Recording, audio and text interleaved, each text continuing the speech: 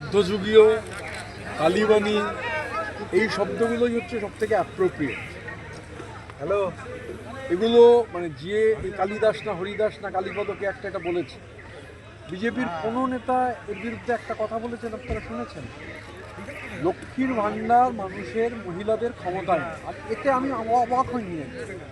যারা রাজা রামমোহন রায়কে মানে যিনি না থাকলে সতীদাহ প্রথা রদ হতো না, মেয়েদের বাবার সম্পত্তিতে অধিকার থাকতো না, সেই রাজা রামমোহন রায়কে যে দল যে পার্টি, আবার উচ্চশিক্ষামন্ত্রী রামশ্যাম যদুমধু নয়, একটা রাজ্যের উচ্চশিক্ষামন্ত্রী রাজা রামমোহন রায়কে ব্রিটিশদের দালাল ভুয়ো সমাজ সংস্কারক বলছে, সেই পার্টির কোন এক কালিদাস সে এই কথা বলবে, এর মধ্যে আশ্চর্য হওয়ার কিছু নেই। আসলে এই যে নারীর ক্ষমতায়ন যা মমতা বন্দ্যোপাধ্যায় করেছে, মানে যত দিন যাচ্ছে বিজেপি তো বুঝতে পারছে এই সমস্ত ভোট হচ্ছে মমতা বন্দ্যোপাধ্যায়ের পক্ষে।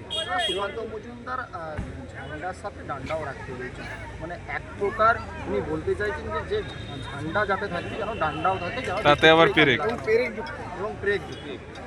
আমি শুধু বলি, মেদিনীপুরের মাটি তো, মেদিনীপুরের মাটিতে ইতিহাসের সাক্ষী। এখন সুকান্তবাবুরা যে দল করেন তার যারা উত্তর মানে পূর্বসূরি আরএসএস তো মুচলেখা দিয়েছে খালি, মানে সুকান্তবাবু স্বাধীনতা আন্দোলনে আরএসএসের কেউ একজন ফাঁসির মঞ্চে জয়গান দিয়েছেন, নাম বলতে পারবেন না, নেই।